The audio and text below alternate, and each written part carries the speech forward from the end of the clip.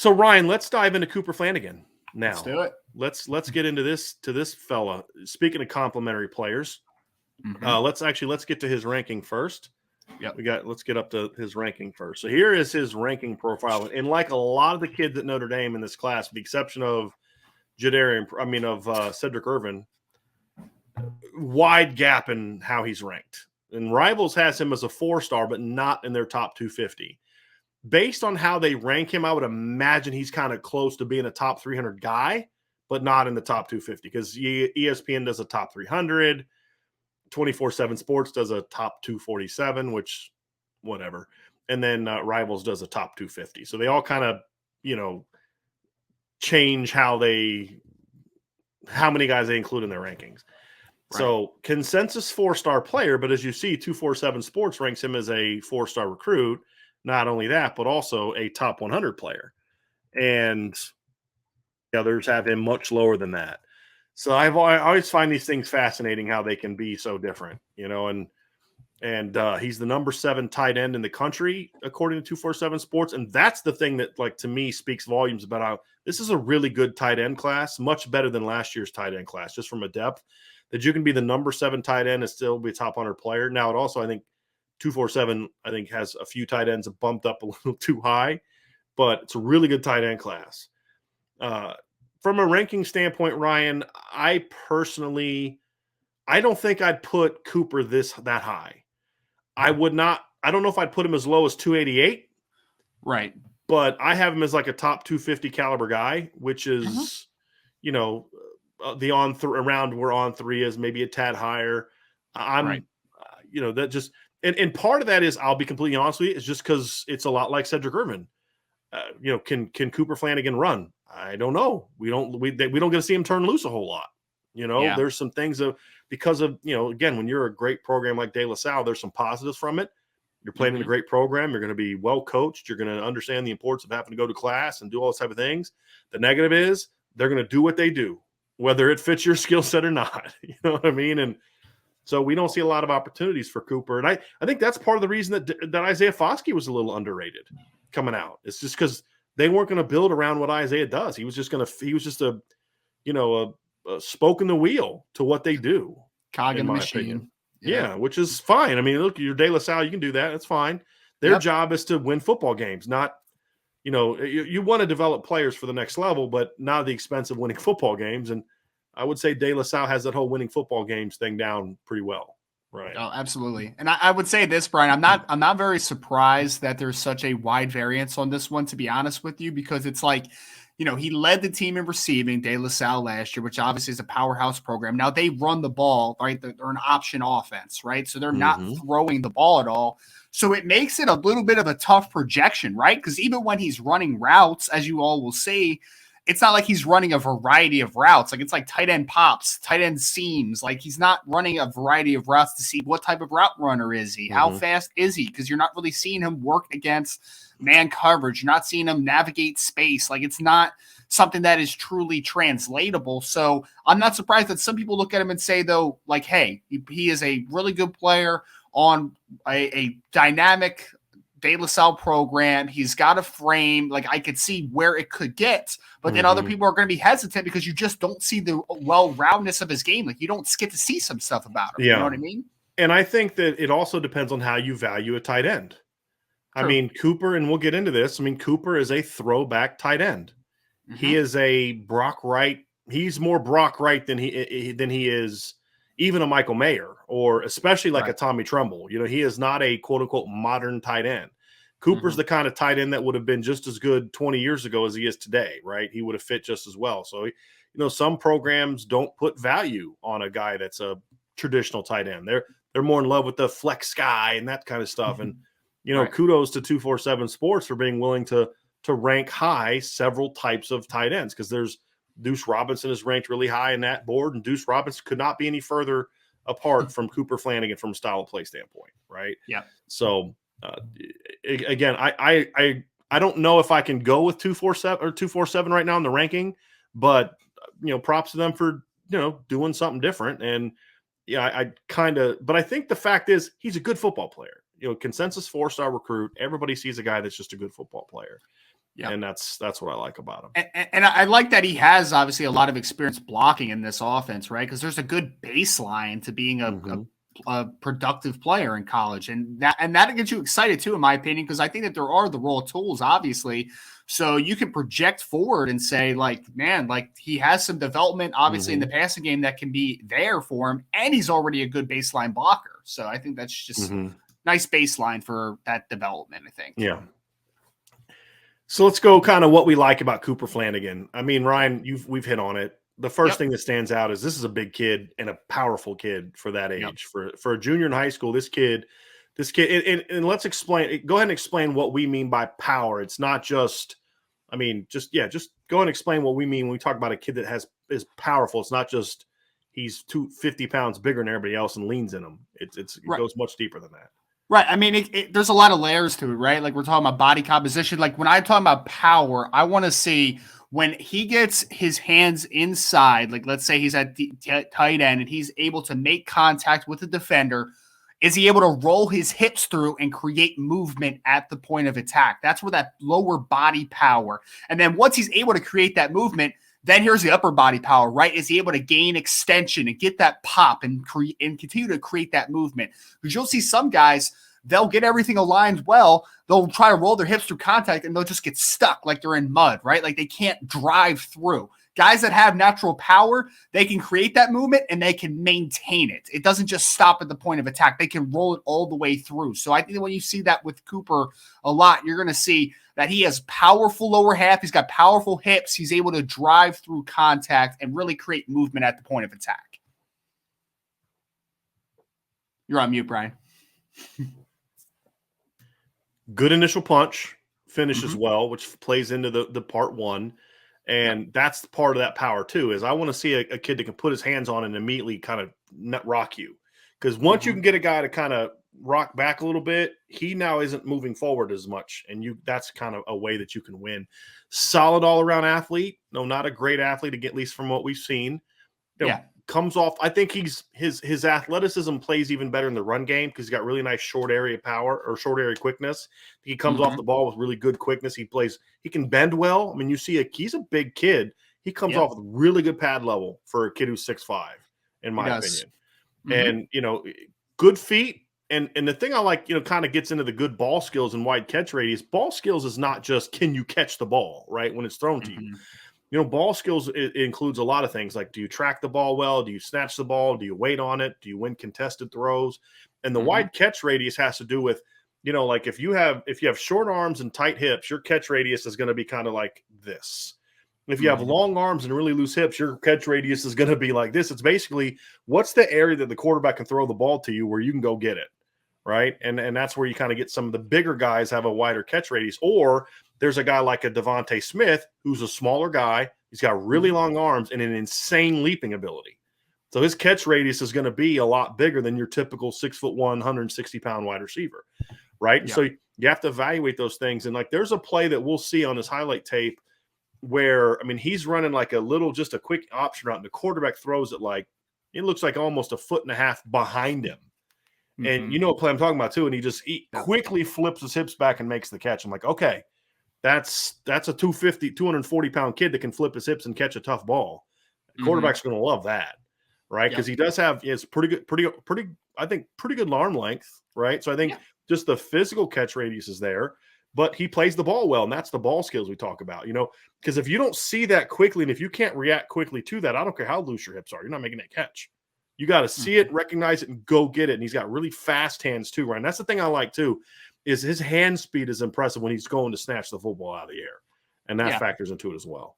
Yeah, no, I think he's a consistent, confident catcher of the football. And I would say, again, we always talk about range with safeties. Like that's the only thing people talk about. But there's also range as a pass catcher. And that kind of goes with your the catch radius thing, right? A guy that has those long limbs and those long arms and those strong hands has the ability to get to more falls naturally in the air or just as a runner, right? So he's got that frame where I would say that he has range as a pass catcher and he's got confident ball skills, which again, why does that matter? Especially in the red zone. Like that matters so much because you're going to give your quarterback a consistent target. And especially a guy that blocks this well, I mean, play action game is going to be something that I think that is going to kind of fit into his wheelhouse early while he continues to develop his route running. Because again, he's not asked to do a ton with De La Salle as far as a route runner is concerned. And for people that were asking, Notre Dame did beat Louisville 63-57. That game is over. So awesome. Notre Dame continues dominating ACC play. I think they were 3-4 at one point in time to start the season. They're now 16-7. So have gotten a lot better. And another huge game from Paul Atkinson. That to me is the biggest thing. We'll get right back to football because I don't want to spend a whole lot of time on basketball. They're finally getting Paul Atkinson involved in the offense, which I think is not a surprise with how well they've been playing. So anyway, we'll get back to football because this is a football channel. But the reason we're talking about that, there's a lot of people, what's the score and people watching the game. So I just want to update that so we can get back to football. All right. So I'm kidding, obviously. I think we don't see him just stretch the field a lot. Right. What was the joke you said to me before we started? Like, you ready to watch a bunch of pop passes or something like that? Right. Like everything's off a play. Right. It's like watching the Navy offense, right? Where they just lull you to sleep and then someone just hits a vertical. Like, that's just all it is, man. Like, they're just off of the verticals that they run are hit fast. It's not like working the deep seams. And so, right now he's a quality route runner on the short to intermediate game. He understands there's work needed, as there is for almost every high school junior, but he has a good understanding of what to do, which for me as a position coach, if I'm Jared Parker, I look at this kid and I say, okay, this kid's got a lot of potential to quickly pick up the things that I'm going to teach him because he has a natural understanding, he tries to sink his hips and top ends at times, which is, again, a kid that understands it's not about being choppy. It's about sinking your hips and doing those kind of things. He gets out of routes well. And the thing is, he plays against a lot of zone. He really has a good understanding of how to find those sweet spots in the zone. And I think that's very, very important. Right. Very important. Yeah. Right. And so again, good football player. He's another guy that you're like, he's a tough evaluation because of the system he plays in. You love the physical tools, but it's like, okay, now let me see him beat somebody on a corner route, please. Now let me see if he can stretch the field. He may be able to do those things. We just don't know. Yeah. But that's kind of what you want to see from him. So again, this kid can play. Now the film that we have of him, it's going to be a little bit different.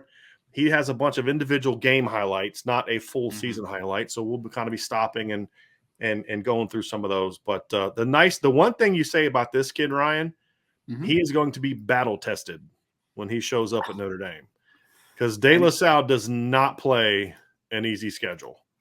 He's going to be battle tested. He's going to be on the national stage, and he's going to be well coached. Those things are for certain. And he's going to be tough because you don't play at De La Salle if you're not a tough kid.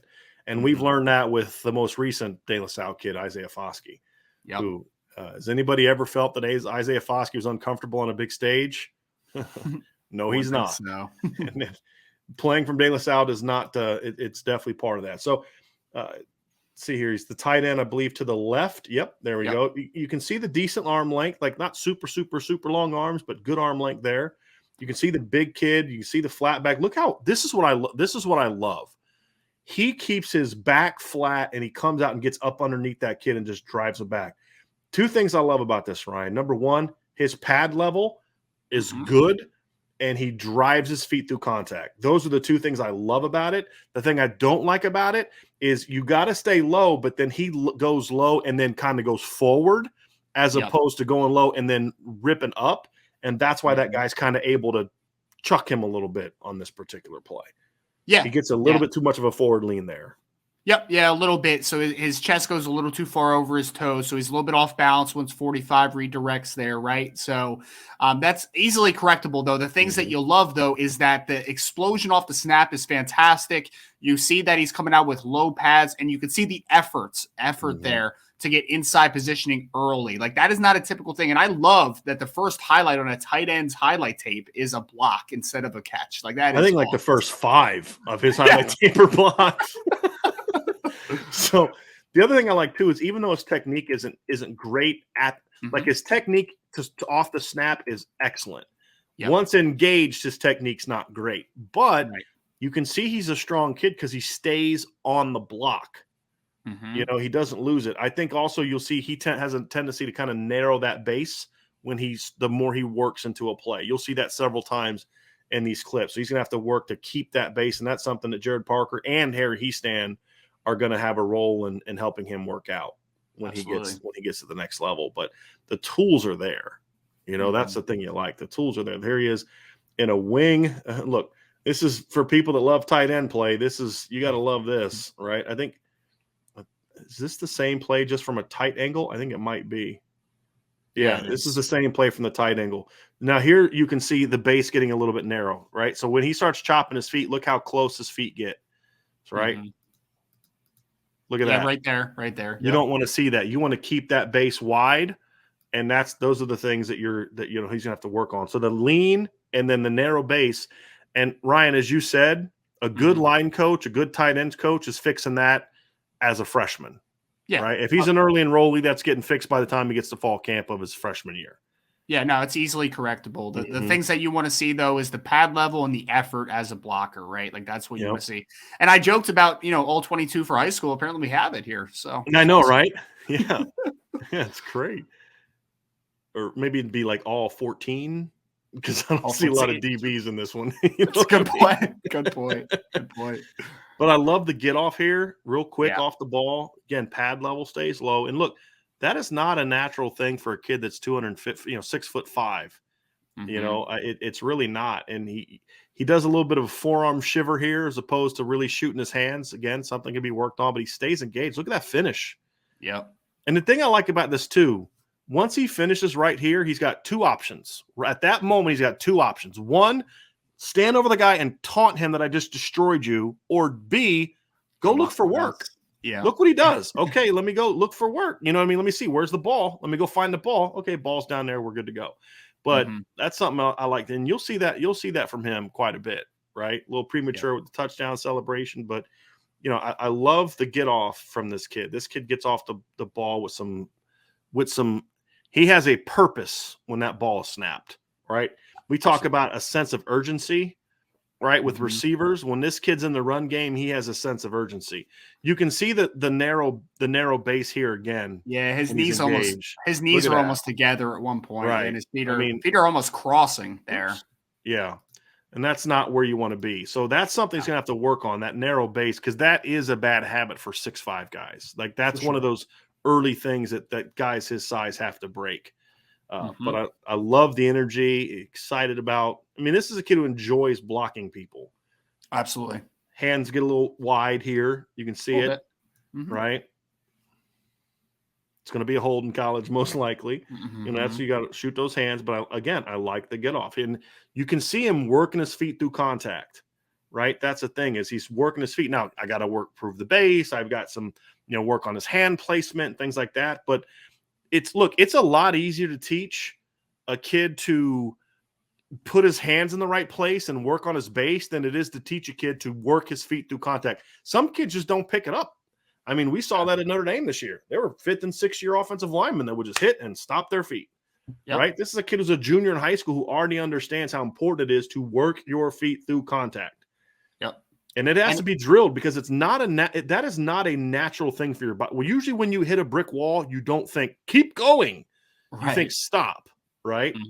And you like, to your point earlier, Ryan, this is a kid that he's been coached well. For a high school junior, this is good technique. Oh no, absolutely. And I was just going to say, like, his lower body is obviously very strong, because you can see on contact, like, his feet don't stall. Usually it stalls because there's just an absence of power there, right? But he has that lower body and that hip power to explode on contact, which is where those quick feet come, and the pitter patter and continuous efforts. It's a little bit better base here, Ryan. It gets a little bit low there, right? A little bit narrow there, but once he starts to work, they widen a bit out a bit. You can see it there as he turns. He widens that base on the turn. I want to see him do right there. You can see it. I want to see him do that at the snap. Right. I think those are things like there's going to be times when your base is going to narrow. If you're working an outside zone against a wide 9 technique, your feet are going to get narrow because you've got to get width. But when you're blocking in space like that, this is the play I think we were talking about earlier. Yeah. This is not an easy catch. This ball is thrown well behind. And look at him settling into that zone. Yep. Right. You can see he's looking inside, and who's he worried about? The linebackers to the backside safety. The linebackers come, so he knows that, and he sees that backside safety sitting down, robbing down. So he just kind of finds that sweet spot, gets his hips around, makes he makes that catch look easy. Yeah. And if you don't have zone awareness, you're going to go through that zone way too quick. You're not going to give your quarterback a good target. You're going to run into contact. And then, you see that catch radius, right? Coming back and the body control to obviously finish it there too. Yeah. And he doesn't get a chance to do a lot of that, a lot of catching the ball. I mean, for his high school, he caught it more than anybody else did, but he doesn't get to do it, as far as when you've seen like Michael Mayer was 1,000-yard receiver as a junior and senior, you know what I mean? Like, for context that people don't understand how little they throw the ball. I'm pretty sure he led and I don't have the stats in front of me, but I think it was like 20 something catches for like 300 something yards. Yes. Like it was nothing. Yeah. No, it was not something impressive. Now this is against Folsom High School. I'm going to pull this up here. Folsom High School, obviously, if you read Irish Breakdown, it's because this is where Rico Flores gets to go. So I believe that's Rico up here, correct? Because Rico has kind of long hair. Looks like it, yeah. So this is Cooper playing defense. You can see the arm length there. You can see also this is a great look here because you can see how skinny he kind of still is. Oh, goodness gracious. He's still not skinny. He's thin. Yeah, he's going to fill out. I mean, this kid could be 265 when it's all said and done, Ryan. Oh, easy. Big-bodied kid. Love this burst. I think, you talked a little bit about, I think at one point, Brian, like Brock Wright, maybe stylistically a little similar, right? Like, I think he has that type of frame, right? Like, I think he can hold 260 relatively easy. Yeah, and he's longer than Brock was. Yeah. At least taller. I'll tell you what, if he doesn't rise up the depth chart at Notre Dame at tight end, you better believe that the defensive line coach is going to be over there trying to say, hey, you know what? We might be able to use him. This is a pretty short kid that he's going against right here. Like, this kid is almost like this kid is not big. This kid's chest is almost to where his head is before he's out of his stance. So being able to get low against this kid is not easy, but you can see he understands that it's not easy, and he's trying to fight to get back low.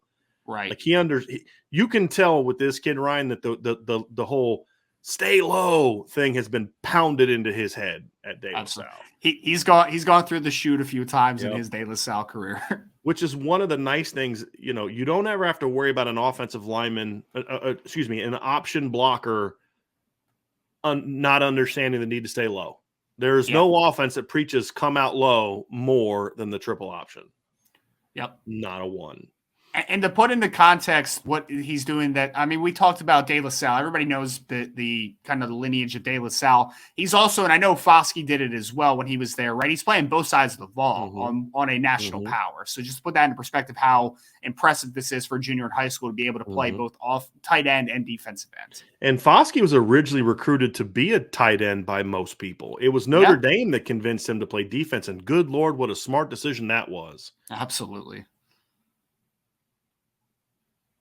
A little bit of slipperiness up here, yeah. The get off's not good, but look at that slipperiness right there to get off that block. He uses his hands really effectively here. Here's in the run game again. Come on, Q. Everybody get down, get set. Into second level. Again, you can see his hands are way outside here. Like that's a hold. I mean, in college, that's a holding penalty. Let me rephrase that. It's a hold against Notre Dame. I don't know if they would call that on teams that Notre Dame plays, but you cannot be wrapping your hand around the back of a guy. Yeah, agreed. Right? And that's something he's going to have to work on. But again, I love the compete here. Yeah, that's the thing. You see the pop there too. Whenever a defender's head pops back like this a little bit, like there was a nice little force behind that one. Works his feet through contact. Getting up to the second level, and he understands off the ball, and it's good spatial awareness, right? Like he understands where he needs to be, like from a leverage perspective, to leverage that kid outside because we know that it's an inside run, so you need to kind of hit him and then turn him out there. There's a tight end. This is one of the very few times you're going to see him running beyond 12 yards in high school, and again, it's like, okay, is he not that fast, or is he just kind of thinking like he turns around like he thinks the ball's already about to come? Like that's what I see. I see a kid when I talk about accelerating through the look back. This is an exact example. Look how he slows down when he turns back to the ball. Watch this. It's like, oh, slow down. And then he tracks it pretty well, though. Nice catch, yeah. Like he's thinking this is going to be a line drive. You can just his whole body language, the way he's looking back to the quarterback, he's expecting this thing to be put right on him. Quarterback puts it over the top, and he plays it pretty well and lumbers his way into the end zone. It's not an easy catch, though. That's not an easy catch. Has to reach back, like almost behind his head. Like it's not easy. And I'm thinking he's about to get hawked here, and he ends up pulling away for the big play. So that's a quality rep there by Mr. Flanagan. Get to one more game film. There was another really good one here. Let me see which one that is. Let me see which one do I want to do. All right, I like this one here. We'll go with this. So we're going to watch one more bit of game film, and then we are going to wrap it up here with Cooper Flanagan. Only 2 tonight since we're now wrapped up the offensive classes. Coach Reese and the staff, but they got to get going, Ryan. Like we had two whole shows with 3 kids each, and then we're doing like one show with 2 guys for the offense. Got to get it going. Yeah. A lot of it's the same stuff, just coming off with, working hard, driving his feet, being physical. Explosive. Yeah. Love the compete. I mean, he's a tough kid, good athlete. And this is what I was talking about before, Ryan. Like you see it a little bit, like he looks so much quicker off the ball when he's blocking than he does as a route runner, right? You see what I'm saying? Like a little bit lumbering, not really getting up real fast, but I love this is the ball skills right here, right? Like he actually is a little late looking back for the ball. The quarterback puts it right on him, and he brings it, he hauls it in. This is not an easy catch. Now, he needs to look for the ball a little quicker, right? Yeah. Like right now, you got to be kind of thinking the ball's coming, and the quarterback should not have thrown the ball there. I mean, he really should. If we're being honest, that ball has no business going to him. But quarterback has some guts, puts a little bit of zip on it, and he makes a great catch. He does. He does. Yeah. You talked about balls. You talked about ball skills too, right? Like this is good hand-eye coordination. This is good, just the ability to kind of understand how to contort his body. Like this is this is a skill here, right? This is the skill of catching. Like I said, I want to see him pick up the urgency off the line. That's the one thing from the few routes we've seen, even the little zone one. Like I want to see you settle up, but I want to see you get there quickly. He doesn't really come off the line with great urgency. Now this one he does because why? It's a fake. It's a trick play. Yeah. And then I got to go. And so now you see him run a little bit more, right? You see a little bit more burst there, right? So that's what I say is he's got it in him. He just has to, that's just not a big part of his game. Be consistent with it. Yeah, it's a part. So like, that's why I say, if you see him do it a couple times, he's got it in him. He's just got to learn. Like this, I love this get off. Like this is quick off the ball. That's what I talk about. Off the ball, he's quick. Decent route. Like he doesn't bend this nearly. Like I see, 5'11" wide receivers that get more bend. And I don't want a lot of bend here, by the way. I don't want a guy making a cut at 8 and then rounding it off to 12, right? You want to go 8 to 10 back to 9 is basically kind of what you want to do. He does a nice job of limiting how much of a bend there is and then leveling off quickly. Because what tends to happen with a lot of even receivers is when they bend, they just kind of keep drifting, right? They just – and this happened to me. I had a receiver when we were playing Robert Morris, and he just kept drifting upfield and allowed the corner to undercut him, pick it off, and run it back for a touchdown, right? And so you got to get on him. This is a really nice job here of leveling off once he gets out of his bend, and which prevents, it makes the proper distance. The quarterback knows where the ball is going to go, but also it prevents anyone from kind of undercutting him from distance. So it's a really nice, really efficient feet. This is called a speed cut, right? Like, so his feet get a little bit wide at the top of it, but be able to plant like that and then rip out is that to me shows me good agility. And it shows me a guy that understands that hey, I know how to do this, right? And but then he's got the athleticism to do it. This is a really quality speed cut for a kid who's 6'5" and 240 pounds. Yep, good hands catcher. You can see it on every catch so far. Another little pop. And this is why he doesn't often come off. You want to know why he doesn't come off with a sense of urgency? It's because this is what a lot of his catches are off of. Yep. He can't come off with urgency because he's going to get that ball real quickly. Look how smooth he is. Like, and I don't know why he slows down so much right here. It's almost like the thing's on super slow-mo. Sorry, I couldn't help myself. But I love how smooth he is, just kind of turning his hips, making the catch, and then turning into the spin. You know, it's a good football play right there. You know, he kind of go ahead. You know, he kind of reminds me a little bit of, you remember Dalton Schultz that used to play with Stanford a little bit? Like, I get that kind of vibe with him. Notre Dame tried to recruit him out of high school. Yeah, real smooth athlete. Now, he's going to need to, when he turns here, this ball's got to get tighter to his body. Like right there, that ball's still out there. Every DB in college is all four of those dudes, right? Like all three of these dudes, and then this dude late are going to be taught reach for the ball, rip for the ball. You know what I mean? So that's something I'm working on too. But all little things, like all coachable things, all things you can improve upon, and that's what I like about Cooper. There's some tools to work with there. Absolutely. So that is Cooper Flanagan.